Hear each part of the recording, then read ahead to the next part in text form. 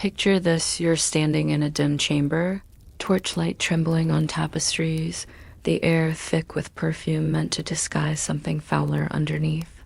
At the center sits a queen, regal in her silks, a jeweled crown glinting, servants hovering at her side, but your gaze doesn't stay on her crown. It drifts downward to her face, and that's where the horror begins. Her skin, painted a ghostly white, is cracked beneath the layers. Her teeth shift loose when she tries to smile. Her jawline, once graceful, seems to sag, wasting away. You catch the faintest whiff of rot beneath the sweet oils, and you realize the truth. This queen's beauty is killing her. Each day she powders her cheeks with a poison disguised as elegance, and each day her body gives way a little more. This isn't just vanity gone wrong, it's survival turned tragic. In her world, beauty isn't optional, it's armor. Pale skin tells the world she's untouched by the toil of peasants, that she belongs to a higher sphere. Rouge whispers vitality, allure, even divine favor. Without it, she risks whispers of weakness. With it, she feeds a silent assassin creeping through her body. You probably wouldn't to last a week here, unless you enjoyed brushing your teeth with battery acid and calling it fashion. So before we go further, take a moment to like the video and subscribe, but only if you genuinely enjoy what I do here. And while you're here, let me know in the comments where you rewatching from and what time it is for you. I love knowing that while I whisper about rotting jaws and poison powders, some of you are listening in the middle of the night, others over your morning coffee. Across time zones, we're linked by the strangest, darkest stories of the past. Now lean closer, because this isn't just about one queen, it's about an entire culture. In Renaissance and Baroque Europe, noblewomen and queens were painted in shimmering portraits. Their skin porcelain pale, their cheeks delicately flushed. The effect was stunning. But behind the canvas, the materials used to achieve that look were anything but harmless. Mainstream fact: one of the most prized cosmetics of the 16th century was Venetian ceruse, a mixture of white lead carbonate and vinegar. It created a flawless white mask that covered scars, pimples, or even pox marks. It was smooth, luminous, and lethal. The lead slowly seeped into the skin, the bloodstream, the bones. Symptoms began subtly: headaches, stomach pain, trembling hands. But long-term use? Rotting gums, decayed teeth, even bones dissolving from within. Here's the quirky tidbit.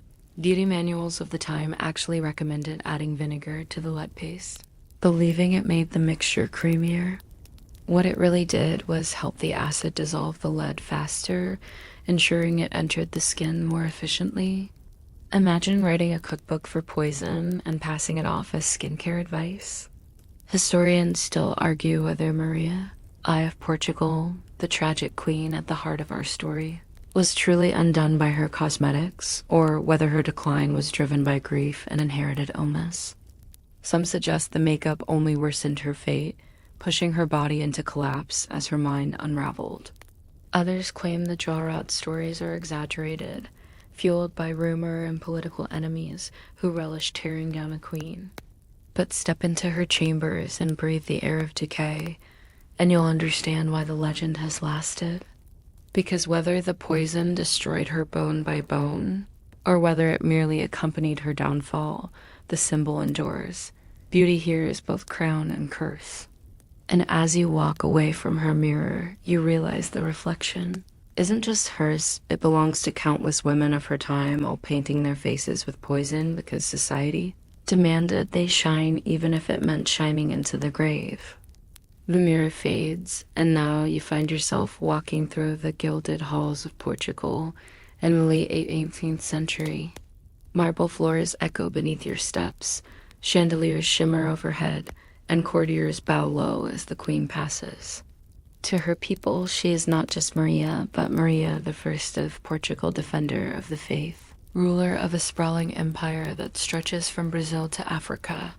She is crowned with power, wrapped in velvet and pearls, and her presence must be dazzling. In this court, radiance is not a luxury. It is survival. Mainstream fact: in Europe, pale skin had long been associated with nobility. If your complexion was ghostly, it meant you didn't toil in the fields under the sun. By the 16th and 17th centuries, noblewomen across Spain, France, and Portugal were using lead-based cosmetics to achieve that glow. Venetian ceruse, the favorite, gave an almost porcelain look. The problem? It poisoned the body day by day. But in a world where portraits mattered more than health, women took the risk. You can picture Maria seated at her vanity, servants hovering with brushes and powders. They dip their fingers into little ivory jars, applying layer after layer. The ceruse smooths her skin, concealing blemishes and exhaustion. A touch of cinnabar rouge, yes, mercury-based, adds color to her cheeks. Perfumed oils cover the metallic tang beneath, and when she steps out into the throne room, no one dares question the glow that seems to radiate from her. That glow, of course, is death in disguise. Here's the quirky tidbit. Recipes for these cosmetics weren't whispered in secret.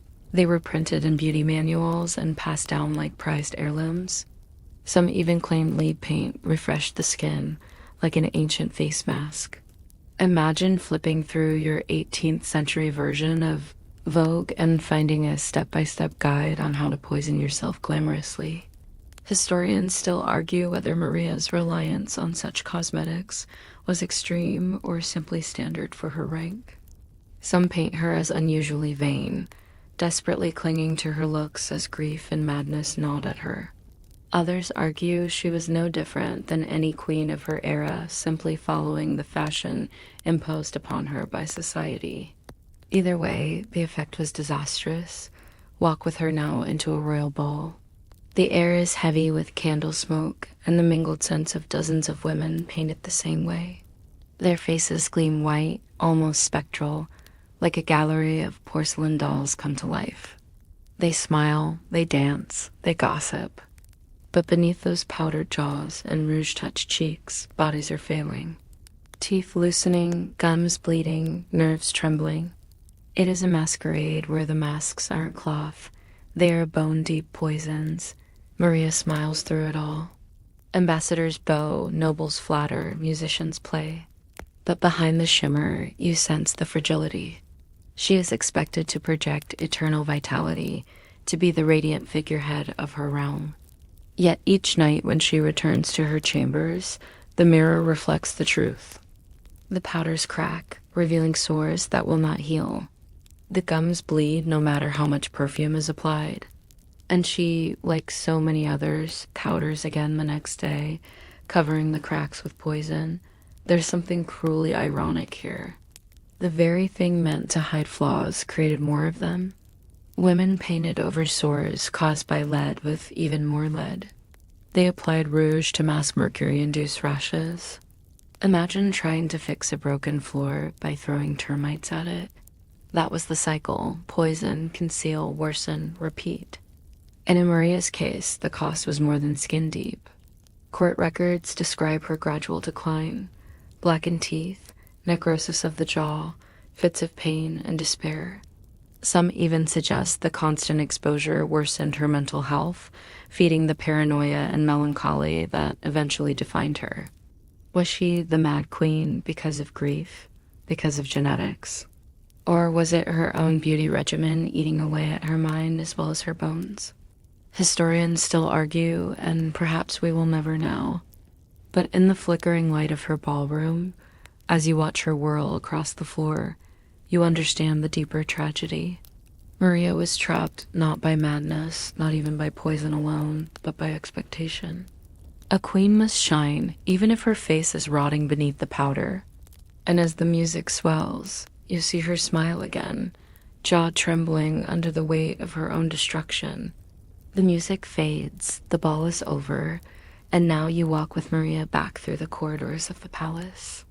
The candles flicker against the walls, shadows clinging to the gold-framed portraits of past kings and queens. She moves with regal poise, but behind closed doors, the truth reveals itself. The moment the servants remove her layers of silk and jewels, the mask slips.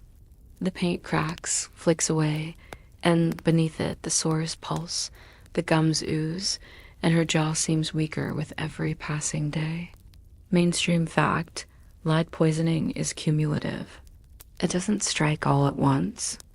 Each day's application seeps deeper, embedding itself in bones and organs, building up until the body simply cannot bear it. Symptoms range from irritability to outright madness. Some historians note that many nobles described as melancholic or cursed may have simply been suffering from a lifetime of exposure to their own cosmetics. Maria becomes the embodiment of that truth.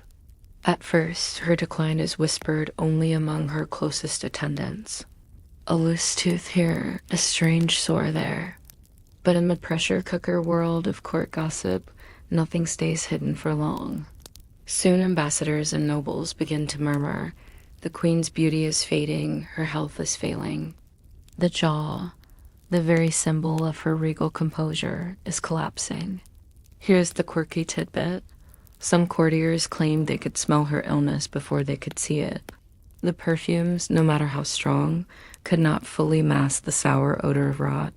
It clung to her breath, her clothes, even the walls of her chambers. Imagine a queen entering the throne room in a cloud of rose and musk, but behind it, a whisper of decay that no crown could disguise. Historians still argue whether the accounts of her jaw literally rotting away are fact or exaggeration. Some claim her jaw necrosis was real, a direct result of lead cosmetics and untreated infections. Others believe her enemies and successors dramatized her suffering to tarnish her memory, painting her as grotesque to justify their role. What's certain is that her decline became part of her legend, whether grounded in science or scandal. Picture her sitting once more at her vanity. Servants, loyal but trembling, apply powder over the sores. The rouge goes on heavier now, trying to disguise the sallow skin beneath. The crown is set upon her head, framing a face that has become more mask than flesh. And yet, Maria insists on appearing in court. She walks among her nobles, jaw aching, teeth loose, smile brittle as glass. The irony cuts sharp. Her very determination to project strength makes the whispers louder. People stare too long. Courtiers avoid standing too close. Gossip grows. A queen cannot show weakness, but in forcing herself to shine, she puts her suffering on full display. You can almost hear the hushed voices. The queen is cursed. The queen is marked. Perhaps the gods themselves are peeling her apart. Her suffering intertwines with her grief. Maria's life was riddled with personal loss, her husband's death, the deaths of her children, and the crushing weight of ruling alone. Each tragedy etched deeper lines into her soul. Add poison coursing through her veins, eating her jawbone from within, and you begin to see how her mind unraveled. By the end, she was not just the Queen of Portugal, but a prisoner of both grief and poison. And yet, step closer and you'll notice something haunting. In her eyes, there is still a spark, the defiance of a queen who refuses to let go of her image. Even as her body betrays her, she powders, she paints, she wears her crown. For Maria, beauty was no vanity. It was the last thread of control she had left. The courtiers whisper, the people gossip, and the legend grows. But inside her chamber, by candlelight, Maria clings to her reflection, a tragic queen watching her own face dissolve into myth. Night presses against the palace windows, and you walk the hush of corridors that once rang with music. The queen's world has narrowed to a suite of guarded rooms. Drapes drawn against drafts, bowls of flowers set out to mask an odor that flowers cannot conquer. Physicians arrive in a shuffle of velvet and leather cases, their voices low, their remedies confident until they aren't. You watch them examine Maria's mouth by lamplight, see their eyes flicker when she tries to speak. And the jaw moves not as it should, the gums dark, the teeth loose in their beds like stones in soft earth. Someone asks for more vinegar rinses. Someone else suggests a paste of white of egg and ground pearl. Another writes bleeding, purging in a neat Latin hand, as if ink could keep the body from failing. Mainstream fact: 18th century medicine often treated ailments of the skin and nerves with the very substances that caused them: mercury ointments for rashes, lead plasters for sores, calming draughts laced with heavy metals. Dentistry was crude: extractions with iron forceps, rinses of spirits, herbal poultices, occasional ivory or wooden dentures that irritated already injured gums. If you were a queen, you got the best of what was known, and what was known could still hurt you. You stand aside as a court physician lifts a small ivory pot from her dressing table and holds it to the lamplight. The paste gleams like moon milk. He frowns, dips his silver spatula, dabs his wrist, sniffs. Behind him, a younger assistant stares at the queen's portrait on the wall porcelain skin, deep carmine lips, and glances back to the living face in the chair where the illusion is failing. The paste that once created the portrait now devours the subject. Still, when the physician has finished lecturing about moderation, the jar returns to the table. Tomorrow's audience requires tomorrow's mask. Here's the quirky tidbit: court fashion could be as medical as it was aesthetic. Beauty patches, little silk moons and stars, were placed on the face to conceal sores and draw the eye away from inflamed skin. Their placement even whispered coded messages at dances. Some ladies glazed their faces with beaten egg white to create a tight porcelain sheen. Under hot lights, it cracked like old varnish. Perfume was not only luxury, but strategy, layered thickly to drown out the metallic tang of mercury and the sweet sour scent of infection. A ballroom might sparkle like a constellation and smell like an apothecary. Maria's schedule shrinks. Where she once presided over councils and mass, she now decides which rooms she can bear and which mirrors she will face. Ministers grow practiced at meeting her at certain hours, when pain is quieter and the paint is freshest. There are good mornings: she rises, speaks clearly, even laughs.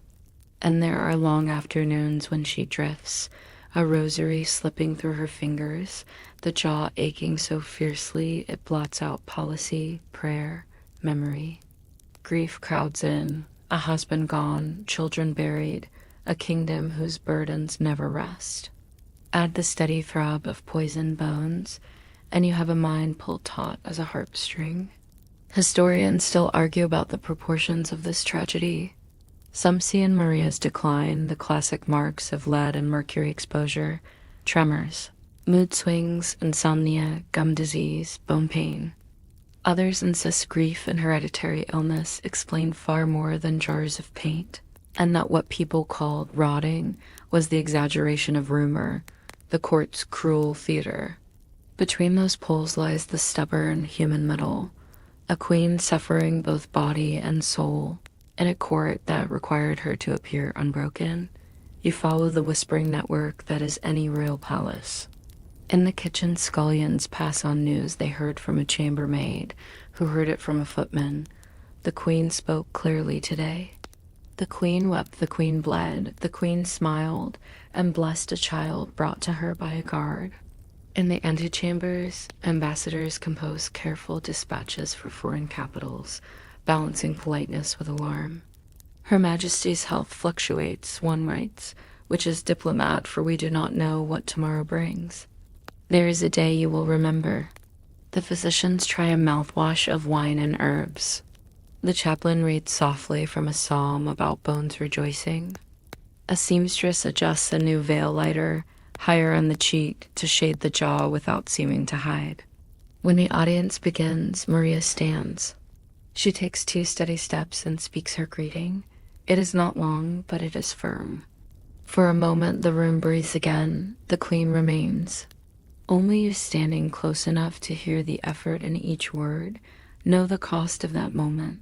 A heat behind the eyes, a tremble along the jaw hinge, the small controlled wince when the smile must be held for just a beat more. Time, implacable, does what time does. Duties pass to others first discreetly, then openly. Papers are read to her and answered in margins later by ministers. Signatures are guided. Decisions are framed as blessings to preserve the dignity of the crown. The court learns new choreography. They bow lower, they speak shorter, they ask less. And yet, the old demands persist.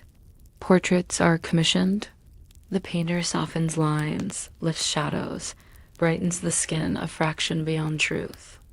He dabs a highlight at the corner of a closed mouth, a tiny point of light like a candle holding against a draft. The result will hang for centuries, telling a kinder story than the one lived in this room. Beyond the palace, the world does not wait. Storms gather over Europe, armies march. The map shifts under marching boots, and the ocean draws Portugal toward Brazil, away from the claws of invasion. You picture the queen crossing the Atlantic in a flotilla that is both a court and a clinic, priests and physicians keeping alternating vigils, the salt air stinging and, for once, cleansing. On deck at dawn, the light is softer than the chandeliers at home. For a few breaths she inhales and is simply a woman facing wind and sky. Then the day begins, and with it, the ritual wash, salve, powder, veil. In Rio, the rhythms change, but the essentials do not. Ministers shield, physicians advise, painters flatter, courtiers calculate. The people line the streets to cheer the sovereign who has crossed an ocean. The queen raises a hand in blessing. You see the crowd's faces lift, feel their hopes climb toward her like birds. They will never stand at her dressing table and watch a servant dab powder into a fissure along the gum line. They will never smell the struggle beneath the roses. Crowds are merciful that way. They love the symbol, not the pain. There is, in all of this, a hard, luminous truth you can't escape. The mask was not only demanded by the court, it was chosen by the queen. Agency survives even under pressure. She understood the cost and paid it, because the alternative felt unthinkable. To appear less than sovereign, to let grief and illness stand in for the crown. Some will call that vanity. You, having walked these halls, might call it courage of a strange kind, the courage to keep stepping into the light when the light shows too much. On a quiet evening, you stand once more at the threshold of her chamber. The lamp burns low. A rosary clicks softly. The mirror is turned to the wall. For the first time in a long while, the jars of white paste and rouge remain closed. The face at rest is not the face of the portrait, not the mask that traveled through ballrooms and councils, but the real, unadorned face of a woman who bore a crown as long as she could. You do not step closer. You let the dignity of distance hold. Behind you, somewhere, the sea goes on, breathing against a foreign shore. Outside, the story is already transforming into legend. The tragic queen, the poisoned paints, the jaw that rotted, the court that whispered. Europe adores a parable. It will use her as one warning, pity, gossip, lesson. Inside, the air is finally still.